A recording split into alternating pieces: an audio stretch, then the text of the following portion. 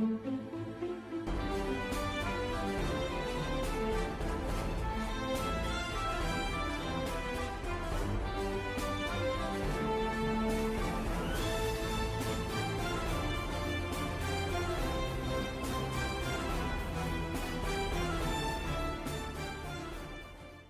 frères et sœurs, aujourd'hui nous entrons dans la fête du Christ roi, le roi de l'univers. Ce titre appliqué à Jésus est un peu dérangeant. Et d'ailleurs, c'est une fête relativement récente, puisque c'est en 1926 que le pape Pie IX a publié une encyclique, Quas Primas, parlant de cette royauté du Christ. Jésus, lui, ne s'est jamais dit roi. Ah, peut-être une fois. Lorsque Pilate l'interroge, tu es donc roi? Et Jésus lui dit, tu le dis. Mais en dehors de cela, le titre de roi appliqué à Jésus, c'est sur la croix. Jésus de Nazareth, roi des Juifs. Donc plutôt une moquerie. Voilà, saluons notre roi, c'est lorsqu'on le couronne d'épines. Jésus, le roi, roi de l'univers. Un titre vraiment étrange. Parce qu'un roi, qu'est-ce que c'est? Lorsque nous y pensons quelques instants, nous voyons Louis XIV, la cour du roi Soleil. Ça peut être aussi les rois babyloniens ou les rois d'Égypte, assis sur leur trône à se faire servir. Pourtant, Jésus, ce n'est pas ce qu'il nous montre. D'ailleurs, quand il parle de lui-même, il se présente comme fils de l'homme, fils d'homme. Il se présente aussi comme Messie, c'est le titre qu'il reconnaît. Et c'est bien pour cela qu'on l'appelle roi. Parce qu'un Messie, dans l'Ancien Testament, c'est quelqu'un qui a été oint, qui a reçu l'huile, qui a été choisi par Dieu pour une mission. Et vous le savez, 3 personnes reçoivent une mission avec l'huile. Ce sont les prêtres qui ont mission de prendre le monde dans leur cœur pour le présenter à Dieu. Les prophètes qui ont mission d'écouter, de recevoir la parole de Dieu pour en témoigner, pour la répandre. Et puis ce sont les rois. Alors, qu'est-ce que c'est qu'un roi? Le roi, c'est celui qui régit, c'est celui qui dirige. Tous ces mots ont la même racine. Celui qui dirige, il indique, il montre la bonne direction. Et il aide le troupeau, parce que c'est l'image qu'utilise l'Ancien Testament, la Bible tout entière, pour nous parler du roi. Il dirige le troupeau vers le bon endroit. Le roi, c'est un berger, un pasteur, quelqu'un qui marche devant son peuple, c'est quelqu'un qui est derrière son peuple, quelqu'un qui est au milieu de son peuple. Et vous avez compris que je fais allusion à ce dont nous parlait le pape François pour parler des pasteurs du peuple. Le roi, c'est celui qui a l'odeur du troupeau. Nous fêtons donc Jésus aujourd'hui comme roi et roi de l'univers. Et la lecture qui nous est donnée, à la toute fin de l'évangile selon saint Matthieu au chapitre 25, c'est une parabole. Une parabole que Jésus nous donne, une parabole de la fin des temps.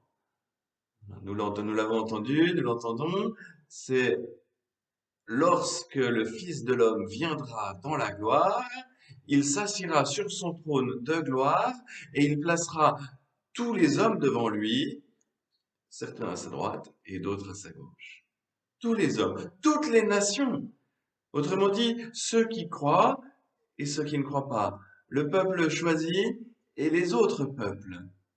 Et à ces personnes, à ce peuple, à cette innombrable foule qui est là devant lui, il leur dit, venez les bénis de mon Père. Venez les bénis de mon Père, car vous avez été rois. Vous avez été des serviteurs. Et alors vous serez avec moi sur mon trône de gloire. Car c'est cela, ce que Jésus nous dévoile aujourd'hui, c'est que lui, il est roi, au sens où il est celui qui montre la voie, celui qui nous montre le chemin, mais il nous invite à être roi avec lui. Nous le sommes déjà depuis notre baptême. Nous sommes connectés au Christ qui est le prêtre, le prophète et le roi. Nous sommes tous prêtres, prophètes et rois en Jésus, par lui, avec lui et en lui. C'est une mission que nous avons reçue. Et nous sommes chargés de la déployer. Mais le texte continue. D'un côté donc, venez les bénis de mon Père, et puis allez-vous-en loin de moi, maudits. Alors ce ne sont pas les maudits du Père. Ce sont ceux qui ont préféré, qui n'ont jamais ouvert les yeux, qui ont préféré se concentrer sur leur moi, sur leur confort personnel peut-être. Ceux qui n'avaient pas vu, ceux qui avaient faim, ceux qui avaient soif, ceux qui étaient nus, ceux qui étaient en prison. Ils ont choisi de rester seuls. Et c'est cela, la malédiction. Quand on parle des fins dernières, de ce pourquoi nous sommes faits, Dieu nous appelle. Dieu nous appelle à le choisir, à choisir ce qu'il est. Autrement dit, il nous appelle à choisir d'aimer et nous laisser aimer. Lorsque nous refusons cet amour, lorsque nous nous replions sur nous-mêmes, sur notre propre cœur, nous choisissons la solitude. Et c'est cela, la grande malédiction. Allez-vous en loin de moi, maudit, car vous êtes maudit, vous êtes isolé, vous êtes coupé de la relation, vous êtes coupé de l'amour. Le Seigneur nous appelle aujourd'hui à faire le choix d'aimer et de nous laisser aimer. Une dernière petite remarque. Ce texte nous parle du jugement dernier, du jugement des nations, de tout homme. Et nous constatons que la limite entre les bénis du Père et les maudits, elle ne se situe pas entre ceux qui sont estampillés chrétiens ou membres du peuple et ceux qui ne le seraient pas. Non, la vraie limite, elle passe au milieu de notre cœur.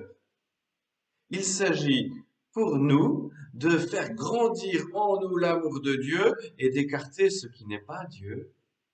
Il s'agit de ne pas se laisser emporter dans cette culture de mort, de solitude, de malédiction. Ceux qui sont maudits, peut-être qu'ils sont estampillés, même bons chrétiens, mais ils n'ont pas laissé grandir l'amour de Dieu en eux. De fait, la limite de l'Église, la limite de la sainteté, elle n'est pas extérieure, elle est dans notre cœur. Alors aujourd'hui, toute cette semaine, cette dernière semaine du temps liturgique, nous pouvons choisir de nous laisser toucher par le Christ, de nous laisser bousculer avec lui pour être avec lui un vrai roi, un bon roi au service de nos frères, comme un bon berger. Je vous souhaite un excellent dimanche.